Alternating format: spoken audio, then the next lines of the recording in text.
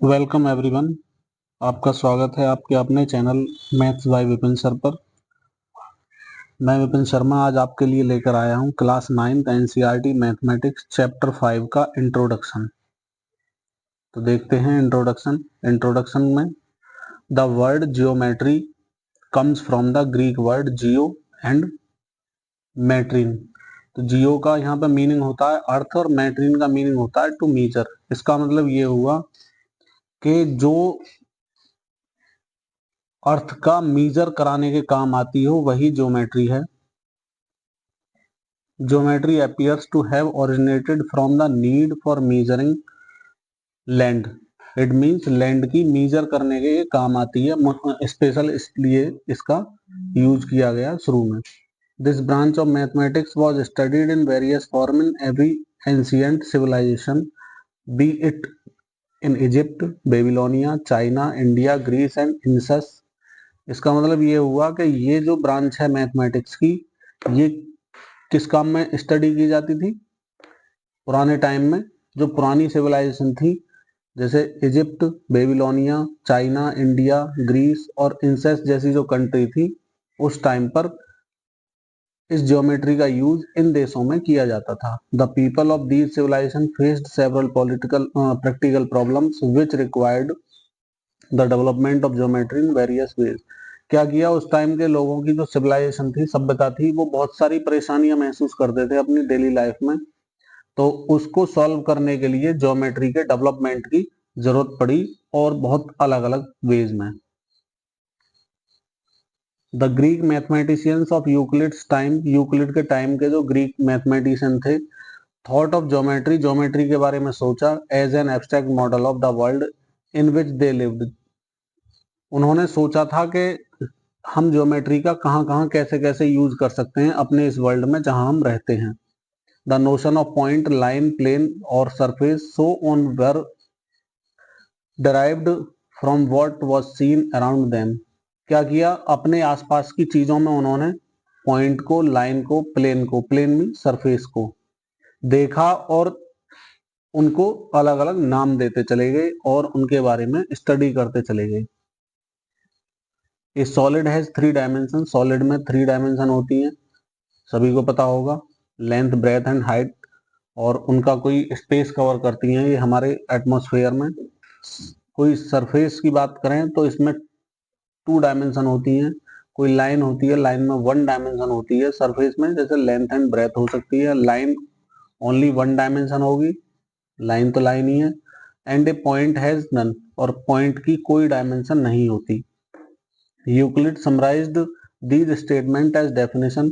ये जो स्टेटमेंट थे, चाहे पॉइंट की बात आए, चाहे लाइन की बात आए या रे की बात आए, तो इन सब के लिए यूक्लिड ने एक समराइज्ड कर दिया। He began his exposition by listing 23 definition in book 1 of element. Element नाम की एक बुक लिखी उन्होंने, उसमें जो है इन्होंने लगभग 23 डेफिनेशन दी। A few of them are given below, उनमें से कुछ इस तरह से हैं जो नीचे दी हुई हैं।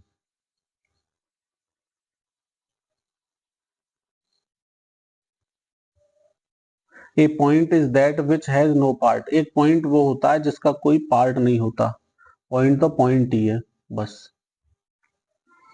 ए line is breathless length, line कोई भी होती है वो ब्रेथलेस होती है। हम कोई भी लाइन ड्रॉ करते हैं तब केवल उसकी लेंथ बताते हैं, उसमें कोई ब्रेथ नहीं बताते, इसलिए लाइन जो होती है वो ब्रेथलेस होती है।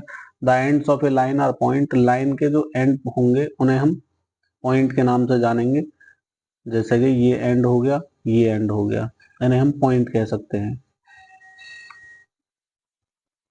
ए straight line is a line which lies evenly with the points on itself कह सकते हैं। स्ट्रेट लाइन जो होती है उस पर बहुत सारे पॉइंट होते हैं, जैसे ये बहुत सारे पॉइंट्स को ज्वाइन कराने पर हमें मिलती है। A surface is that which has length and breadth only. Surface वो है, जैसे आप जिस मोबाइल पर पढ़ रहे हैं इसकी जो स्क्रीन है इसे हम सरफेस कह सकते हैं, इसमें लेंथ एंड ब्रेथ बोथ होती हैं, केवल और केवल। The edges of a surface are line, किसी भी सरफेस की जो एजेस होंगी उन्हें लाइन कहेंगे। जैसे मोबाइल के जो कॉर्नर है, क्या बोलते हैं, किनारे, किनारे बोल देते हैं वैसे हम एजेस को। किनारे जो हैं इन्हें लाइन के नाम से भी जानेंगे। A plane surface is a surface which lies evenly with the straight lines on itself. कोई प्लेन सरफेस है, कैसी सरफेस है, स्ट्रेट लाइन से वो, यानी इस प्लेन सरफेस पर स्ट्रेट लाइन बहुत सारी लाई करती हैं, तब जाके ये क्या मिलती है, सरफेस मिलती है। नेक्स्ट आते हैं, स्टार्टिंग विद हिज डेफिनेशंस, अपनी डेफिनेशन की स्टार्टिंग के साथ, Euclid assume that certain properties, Euclid ने कुछ प्रॉपर्टी देखी which were not to be proved, जो प्रूव ही नहीं की जा सकती थी। These assumptions are actually obvious universal truth, ये क्या थे, यूनिवर्सल ट्रूथ थे जो हर जगह सार्वभौमिक रूप से सत्य होते थे। He divided them into two ways, दो तरीके से उन्होंने डिवाइड किया, number 1 axiom, number 2 postulate. Postulate क्या हुआ, पोस्टुलेट जो था, he used the term postulate for the assumption that were specific to geometry, geometry में ही केवल पोस्टुलेट का यूज किया जाता है। कॉमन नोशन, जिन्हें अक्सर क्या कहा गया, एक्सियम कहा गया।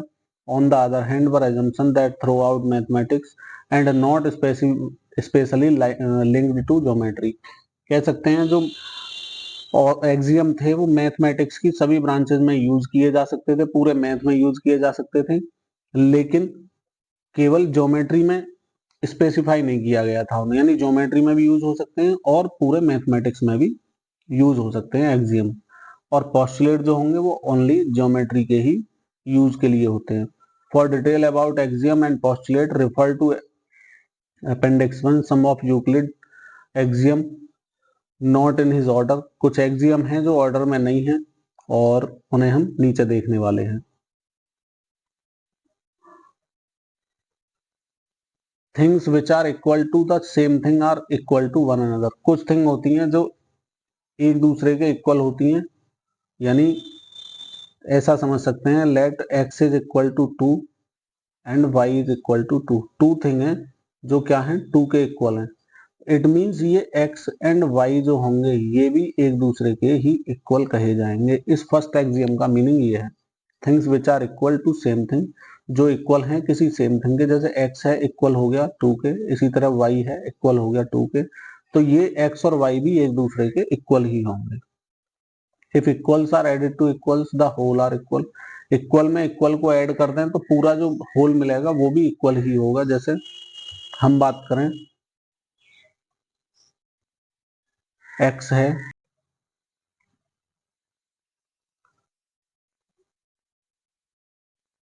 नंबर ले लिया हमने 2, 2 में इधर देखें 2 के इक्वल है, जैसे ये कह रहे हैं equals are added to equals, तो पहले तो ये इक्वल है 2, इसमें कुछ ऐड कर दें अपनी तरफ से इक्वल, तो क्या मिला हमें, अब 4 इक्वल 4 हो गया, यानी होल जो मिला वो भी एक दूसरे के इक्वल हो गया।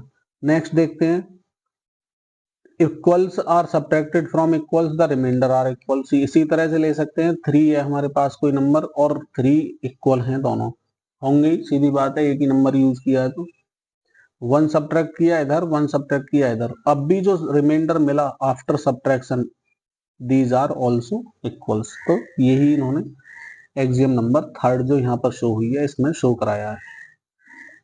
फोर्थ एक्सियम कहती है things which coincide with one another are equal to one another, coincide का मीनिंग है एक दूसरे के ऊपर ओवरलैप करना। इट मीन्स जैसे कोई ये लाइन है, इसी के सेम लेंथ की एक और लाइन इसी के ऊपर लाई कर जाए, तो ये थिंग्स कैसी होगी, कोइंसाइड होगी, यानी कि लेफ्ट राइट अब टॉप बॉटम में से कुछ भी मतलब एक्स्ट्रा ना निकले। जैसे आपकी एनसीईआरटी मैथ्स की बुक ही देखें, एक दूसरे के ऊपर रख दी जाए, या आपके स्कूल में कोई और राइटर की बुक भी चल रही है तो सेम राइटर सेम पब्लिकेशन की बुक और सेम सब्जेक्ट की एक दूसरे के ऊपर पुट कराते चले जाएं, तो क्या होगा, वो एक दूसरे के एरिया को पूरी तरह कवर कर लेंगी। इट मीन्स ये जो थिंग्स होंगी ये कैसी होंगी, कोइंसाइड होंगी, और कोइंसाइड हैं तो क्या कहेंगे, वो एक दूसरे के इक्वल कही जाएंगी। जो थिंग कोइंसाइड होंगी वो एक दूसरे के इक्वल होंगी, ओवरऑल ये है इनका मीनिंग। फिर देखते हैं the whole is greater than the part, whole जो होगा यानी पूरा का पूरा जो होगा तो वो पार्ट का हमेशा ग्रेटर कहा जाएगा, उसके हिस्से कर दें तो हिस्से से बड़ा कहा जाएगा। जैसे हमारे पास में हम देखें अर्थ होती है, अर्थ में कह रहे हैं कॉन्टिनेंट बने होते हैं, बहुत सारे, ये तो मैं आपको एग्जांपल दिखाई दे रहा हूँ। अगर हम इसमें से इस पार्ट को देखें तो ये स्मॉलर पार्ट जो होगा ये ऑलवेज स्मॉल होगा इस होल वाले पार्ट से। ये जो होल पार्ट है इससे ये स्मॉल होगा। तो क्या हुआ, इन्होंने भी तो यही कहा है कि होल जो होगा यानी पूरा फुल जो पार्ट होगा वो उसके पार्ट से बड़ा होगा, ग्रेटर होगा, बस इसमें यही बताया गया है। फिर कह रहे हैं things which are double of the same things are equal to. कुछ थिंग ऐसी होती हैं अगर उनका डबल कर दें, जैसे ये था हमारे पास में 3, ये भी 3 था, इक्वल है ये, इसका भी डबल कर दिया जाए और इसका भी डबल कर दिया जाए, तो अब जो होल आया 6 इक्वल 6 ही तो आया। तो अब भी तो ये एक दूसरे के इक्वल ही रहे, बस यही इन्होंने इसमें दिखाया गया है। नेक्स्ट देखते हैं things which are halves of the same thing. पहले से कोई थिंग है हमारे पास में 2 और ये भी 2 है, इक्वल है, हाफ कर दें अगर इनका 1/2 ऑफ 2 1/2 ऑफ 2। अब डिवाइड कर दोगे 2 से 2 को 2 से 2 को तो क्या मिलेगा, अब हाफ के बाद में जो मिला हमें नंबर दैट इज 1 1 इक्वल 1। तो अब भी तो ये इक्वल ही नहीं थिंग्स, तो इसमें केवल इतना ही बताया गया है। आगे देखते हैं, now let us discuss Euclid's 5 postulates. तो यूक्लिड के अब 5 पोस्टुलेट हैं, उन्हें और देखते हैं, वेरी वेरी इंपॉर्टेंट हैं। फर्स्ट पोस्टुलेट कहता है ए straight line may be drawn from any one point two any other point. कह सकते हैं एक पॉइंट से दूसरे पॉइंट तक केवल और केवल एक ही लाइन ड्रॉ की जा सकती है। तो ये बात ध्यान रखनी है, वन पॉइंट से अनदर पॉइंट तक केवल और केवल एक ही लाइन ड्रॉ की जा सकती है। इसी में से एक्सियम बना दिया इन्होंने, क्या कहा है, गिवन टू डिस्टिंक्ट पॉइंट, दो डिस्टिंक्ट पॉइंट गिवन है, there is a unique line that pass through them. केवल एक ही लाइन होगी जो उन दोनों डिस्टिंक्ट पॉइंट से पास होगी। जैसे एग्जांपल आपके सामने दिख रहा है, जैसे कोई पॉइंट ले लिया, इधर कोई पॉइंट ले लिया, इन पॉइंट से बहुत सारी लाइन इन्होंने पास करा के दिखाई है, शो भी हो रही होंगी आपकी स्क्रीन पर, लेकिन एक ही लाइन ऐसी है जो एक दूसरे पॉइंट को ज्वाइन कर रही है, तो वो ओनली वन ही लाइन होगी जो डिस्टिंक्ट पॉइंट को ज्वाइन करती है। एक्सियम 5.1 बना दिया इसे, जो पोस्टुलेट 1 था, पोस्टुलेट 1 से इसे ले लिया या फिर ये मान सकते हैं। अब पोस्टुलेट नंबर क्या कहता है, terminated line can be produced इंडेफिनिटली। It means कोई टर्मिनेटेड लाइन है जो पहले से ही हमारे पास में, जैसे यहाँ ए बी शो कराई है, तो इसे प्रोड्यूस कर सकते हैं राइट में या फिर लेफ्ट में, कितना भी, इससे कोई इफेक्ट नहीं पड़ता, तो ये कहीं तक भी इंक्रीज की जा सकती है। आगे आते हैं, पोस्टुलेट नंबर 3 क्या कहता है, कोई सर्कल है, circle can be drawn with any radius and any centre. कह सकते हैं ये सर्कल है, हमने इसका सेंटर ये लिया और रेडियस ये हो जाएगी, सेंटर से रेडियस, सेंटर से रेडियस, तो क्या होगा, सर्कल ये नहीं है एक फिक्स पॉइंट, सेंटर ही होगा भाई, यहीं से ही केवल सर्कल बन सकता है, बाकी कहीं से सर्कल नहीं बनेगा। जहां भी सेंटर लोगे सर्कल का और कुछ रेडियस लोगे, रेडियस स्मॉलर हो सकती है, लार्जर हो सकती है, जो भी तुम्हारे पास उसकी मेजरमेंट है उसके अकॉर्डिंग आप रेडियस ले सकते हैं। और सेंटर लेने के बाद कंपास से जब आप ड्रॉ करोगे तो इतने सर्कल बन जाएंगे, इतने सर्कल बन जाएंगे कि वो कह सकते हैं कि इंडेफिनिटली जाता है ये फिर। तो सर्कल क्या होता है, सर्कल किसी भी सेंटर से और किसी भी रेडियस से ड्रॉ किए जा सकते हैं। नेक्स्ट पोस्टुलेट आता है postulate number 4, all right angles are equal to one another. जितने भी राइट एंगल होंगे वो एक दूसरे के इक्वल होंगे। राइट एंगल की मेजर पता होगी या 90 डिग्री। सेकंड राइट एंगल कैसा हो सकता है, सेकंड राइट एंगल ऐसा हो सकता है। एक राइट एंगल साइज बढ़ा करके दिखा सकते हैं, ये भी 90, ये भी 90, ये राइट एंगल हो सकता है, ये भी 90। इट मींस इनकी जो मेजरमेंट है सभी की वो 90 डिग्री होगी, बाकी ये 90 डिग्री, ये भी 90 डिग्री, ये 90 डिग्री, ये भी 90 डिग्री, तो है तो अब भी ये राइट एंगल ही। जब ये राइट एंगल है तो बस इतना ही शो कराना था कि जितने भी राइट एंगल होंगे सब एक दूसरे के इक्वल होंगे, साइज उनके मैटर नहीं करते, उनके केवल शेप ही शेप 90 डिग्री की होनी चाहिए। आते हैं आगे, पोस्टुलेट 5 वेरी वेरी इंपॉर्टेंट, ध्यान से समझेंगे। If a straight line falling on two straight lines, कोई भी स्ट्रेट लाइन है, जैसे यहाँ पी क्यू स्ट्रेट लाइन है, फॉल कर रही है ए बी पर, क्या करें, makes the interior angles on the same side of it taken together less than two right angle. इस तरह से लेना है कि ये जो एंगल है ये वाला और ये वाला, ये एंगल क्या है 90 डिग्री से लेस होंगे और इन दोनों का सम करेंगे वो भी 180 डिग्री से लेस आएगा, 180 डिग्री से लेस आएगा।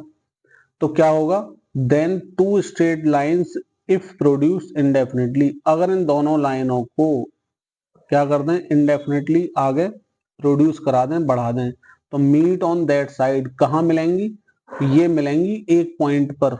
किस पॉइंट पर, इस पॉइंट पर जहां पर sum of angles is less than two right angle, जिधर की तरफ एंगल्स का जो सम है वो लेस देन होगा टू राइट एंगल से। तो अभी हमने ये जब 90 देखा था, ये एंगल और ये एंगल, जब ये एंगल हमने 90 देखे हैं, 90 से लेस देखे हैं, तो क्या होगा, इनका सम भी 180 से लेस होगा। तो क्या होगा, इसी साइड में ये दोनों मिलेंगी, अनदर साइड जो है इसकी, ये दूसरी साइड में दूरी बनाती चली जाएंगी, मिलेंगी किधर, जिधर एंगल्स का सम लेस देन 180 डिग्री होगा। तो बस इसमें यही दिखाना था। एक एग्जांपल और है आपके सामने, इसे और देख लें। वैसे यही बताया गया है उसमें। फॉर एग्जांपल है, for example P Q figure 5.6 कोई नाम दे दिया, चलो, फॉल कर रही है, यही है सारा का सारा, वही है, A B and C D two line है, पी क्यू ड्रॉ कर रहा है, मतलब इनके ऊपर फॉल हो रही है। सम कर दें इन दोनों एंगल का, क्योंकि ये 90 से लेस होंगी तो उनका सम 180 होगा, 180 से लेस होगा मतलब, और जिधर की साइड में 180 से कम होगा सम, उधर की साइड में ये क्या करेंगी, इनफाइनाइट, यानी कि एक ऐसे पॉइंट पर आकर ज्वाइन करेंगी ये, मतलब जिधर एंगल का सम 180 डिग्री से लेस होगा। अगर यही हम चाहें तो ऐसा भी हो सकता है, एक लाइन ये हो गई, एक लाइन ये हो गई, फॉल करा दिया हमने अनदर लाइन, ये देखें और ये देखें, अब सम ऑफ एंगल जो होगा 180 डिग्री से लेस वो इधर वाला हो जाएगा। तो इन्हें प्रोड्यूस कराते जाएंगे, एक ऐसा पॉइंट मिलेगा जहां पर ये क्या करेंगे, एक दूसरे को ज्वाइन करेंगी। तो वो लेफ्ट राइट, वो टॉप बॉटम, वो अलग चीज है, बस हमें ये देखना है सम ऑफ द एंगल्स जिधर भी 180 से लेस होगा उधर की तरफ ये ज्वाइन करेंगे। आई होप आपको इंट्रोडक्शन वीडियो हमारी समझ में आई होगी। अगर आपको ये वीडियो समझ में आई है तो आप इस वीडियो को लाइक कर देंगे, चैनल को सब्सक्राइब कर लें, जिससे कि आने वाले टाइम में सारी वीडियो आप तक पहुंचती रहें, और बेल आइकन को दबाना ना भूलें, जो भी आपसे रिलेटेड वीडियो हैं वो सब आपको मिलती रहेंगी। और अगर आपके कोई कीमती सुझाव हैं तो आप उन्हें हमें बता सकते हैं, जिससे कि हम वीडियो में और इम्प्रूवमेंट कर सकें। इसी के साथ जय हिंद, जय भारत।